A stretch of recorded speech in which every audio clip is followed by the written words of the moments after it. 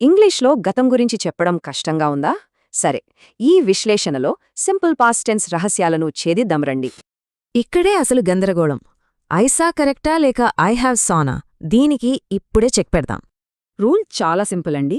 గతంలోనే మొదలై అక్కడే పూర్తిగా ముగిసిపోయిన పనులకు మాత్రమే దీన్ని వాడాలి. ఎస్టర్డే, ఎగో లాంటి సిగ్నల్ పదాలు కనిపిస్తే చాలు, ఖచ్చితంగా సింపుల్ పాస్ట్ టెన్స్ వాడాల్సిందే అని గుర్తుపెట్టుకోండి. రెగ్యులర్ వర్బ్స్కి చివర్లో జస్ట్ ఈడీ లేదా డీ చేర్చితే సరిపోతుంది. ఇది చాలా ఈజీ కదా. కానీ ఇర్రెగ్యులర్ వర్బ్స్ రూటే సపరేటు. అవి రూల్స్ బ్రేక్ చేసి వాటి రూపాన్నే పూర్తిగా మార్చేసుకుంటాయి. మరి గతం గురించి ప్రశ్నలు ఎలా అడగాలి? ఇక్కడే అసలైన మ్యాజిక్ మొదలవుతుంది. చూద్దాం. ఆ మ్యాజిక్ వర్డే డిడ్. ప్రశ్నలు అడగాలన్నా, నెగటివ్స్ చెప్పాలన్నా ఈ చిన్న పదం చేసే సాయం అంతా ఇంత కాదు. ఏదైనా జరగలేదని చెప్పడానికి డిడెంట్ వాడండి, కాని ఆ తర్వాత వచ్చే మెయిన్ వర్బ్ను మాత్రం అస్సలు మార్చుకున్నది సుమా. చూడండి, డింట్ వెంట్ అనడం పెద్ద తప్పు. ఎందుకంటే ఆ డిడ్ ఇప్పటికే గతాన్ని తన భుజాలపై వేసుకుంది. ప్రశ్నలకు అంతే, డిడ్ దే ప్లే అనాలి కాని మెయిన్ వర్బ్కు మళ్లీ ఈడీ తగిలించకూడదు. ఇంకో కామన్ మిస్టేక్ ఏంటంటే ఇర్రెగ్యులర్ పదాలకు ఈడీ కలపడం. బైడ్ అనకూడదు, బాట్ అనడమే కరెక్ట్.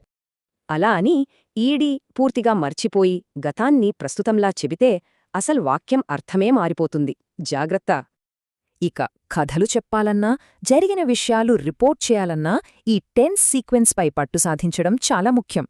రూల్ ఏంటంటే మెయిన్ క్లాజ్ గతంలో ఉంటే దానికి కనెక్ట్ అయ్యే మిగతా వాక్యం కూడా గతంలోనే ఉండాలి.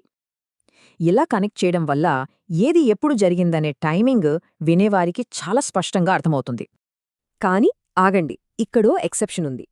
యూనివర్సల్ ట్రూత్స్, అలవాట్లు చెప్పేటప్పుడు మాత్రం ఎప్పుడూ ప్రెజెంట్ టెన్సే వాడాలి. లెక్చరర్ నిన్న చెప్పినా సరే భూమి తిరగడమనేది ఎప్పటికీ మారదు కదా, కాబట్టి అది ప్రెజెంట్ టెన్సే. ఒక ఇంట్రెస్టింగ్ కథ చెప్పాలంటే సింపుల్ పాస్ట్తో పాటు ఇతర పాస్ట్ టెన్స్లను కూడా సరైన ఆర్డర్లో కలపాలి. ఆసక్తికరమైన విషయమేంటంటే ఊహాజనిత విషయాలను చెప్పే వాటిఫ్ లాంటి పదబంధాలు ఎప్పుడూ పాస్ట్ టెన్స్లోనే ఉంటాయి. మనం ప్రస్తుతం గురించే మాట్లాడుతున్నా ఆ ఊహ నిజం కాదని చెప్పడానికి ఐ విష్ ఐ హ్యాడ్ అని వాడతాము.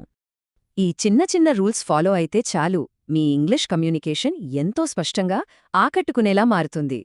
డిడ్ వాడటం తెలిస్తే కన్ఫ్యూజన్ పోయినట్లే. మరి సింపుల్ పాస్ట్ని సింపుల్గానే ఉంచుదామా?